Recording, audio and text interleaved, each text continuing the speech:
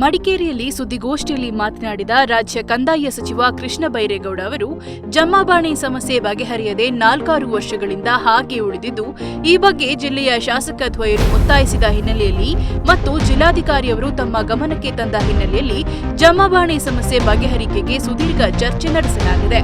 ಯಾವ ಊರಿನಲ್ಲಿ ಜಮಾಬಾಣೆ ಸಮಸ್ಯೆ ಇದೆಯೋ ಅಂತಹ ಊರುಗಳಲ್ಲಿ ತಹಶೀಲ್ದಾರ್ ಸೇರಿದಂತೆ ಕಂದಾಯ ಮತ್ತು ಸರ್ವೆ ಇಲಾಖೆ ಅಧಿಕಾರಿಗಳು ಗ್ರಾಮಸಭೆ ನಡೆಸುವ ಮೂಲಕ ತಕರಾರಿಲ್ಲದ ಕಡೆ ಸರ್ವೆ ನಡೆಸಿ ಯಾರು ಜಾಗ ಸಾಗುವಳಿ ಮಾಡುತ್ತಿದ್ದಾರೋ ಅಂತಹವರ ಹೆಸರಿಗೆ ಪ್ರತ್ಯೇಕವಾದ ಹಿಸ್ಸಾಪಹಣಿ ಮಾಡಿಕೊಳ್ಳಬೇಕು.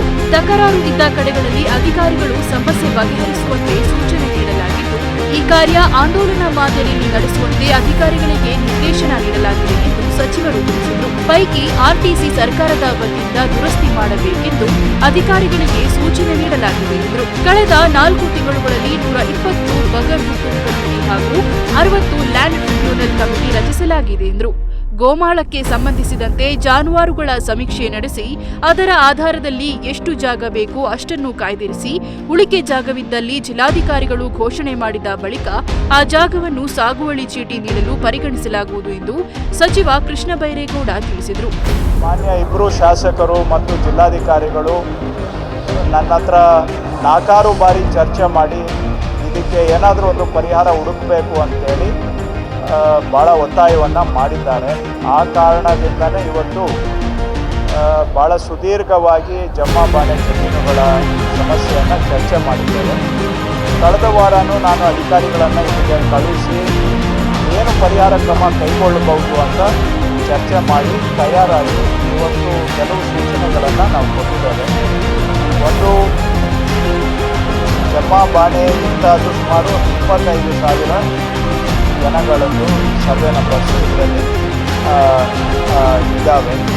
ಇವುಗಳನ್ನು ನಾವು ಕಾಲಮಿತಿ ಹಾಕಿಕೊಂಡು ಎಲ್ಲೆಲ್ಲಿ ಯಾವ ಊರಿನಲ್ಲಿ ಎಷ್ಟು ಸರ್ವೆ ನಂಬರ್ಗಳಲ್ಲಿ ಈ ವಿಷಯ ಜಮಾಬಾಣೆ ವಿಷಯ ಇದೆ ಆ ಊರುಗಳಲ್ಲಿ ಗ್ರಾಮ ಸಭೆಯನ್ನು ಮಾಡಿ ಅಲ್ಲಿ ಜನಗಳಿಂದ ಸಹಮತವನ್ನು ಪಡೆದುಕೊಂಡು ಎಲ್ಲಿ ತಕರಾರಿಲ್ಲ ಅಂತಹ ಕಡೆ ಅವುಗಳನ್ನು ತಕ್ಷಣ ಸರ್ವೆ ಮಾಡಿ ಅಲ್ಲಿ ಯಾರು ಈಗ ಸಾಗುವಳಿ ಮಾಡ್ತಾ ಇದ್ದಾರೆ ಅವರ ಹೆಸರಿಗೆ ಪ್ರತ್ಯೇಕವಾದಂಥ ಹಿಸ್ಸಾ ಪಾಣಿಯನ್ನು ಮಾಡಿಕೊಡ್ಬೇಕು.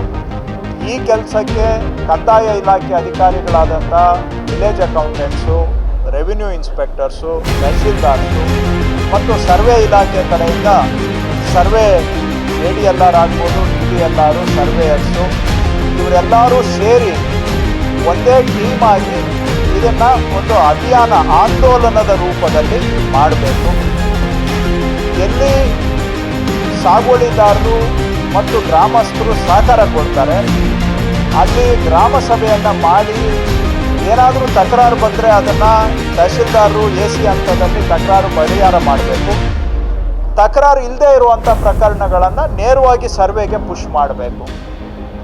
ಸೊ ಸರ್ವೆ ಇಲಾಖೆಗೆ ಬಂದಾಗ ಅವ್ರಿಗೂ ಕೂಡ ಒಮ್ಮೆಲೆ ಹೆಚ್ಚಿನ ಕೆಲಸ ಬರುವುದರಿಂದ ನಾನು ಅವರಿಗೆ ಹೇಳಿದ್ದೇನೆ, ಕೆಲವು ಕೆಲಸಗಳು ಇಷ್ಟು ದಿನ ಏನು ಬರೀ ಗೌರ್ಮೆಂಟ್ ಸರ್ವೇಯರ್ ಮಾಡ್ತಾಯಿದ್ರು, ಅದು ಗೌರ್ಮೆಂಟ್ ಸರ್ವೇಯರ್ನ ಅಪ್ರೂವಲ್ ಮೇರೆಗೆ ಗೌರ್ಮೆಂಟ್ ಸರ್ವೇಯರ್